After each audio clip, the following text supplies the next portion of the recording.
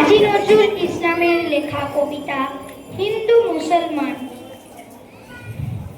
মোরা এক বৃত্তে দুটি কুসুম, হিন্দু মুসলমান। মুসলিম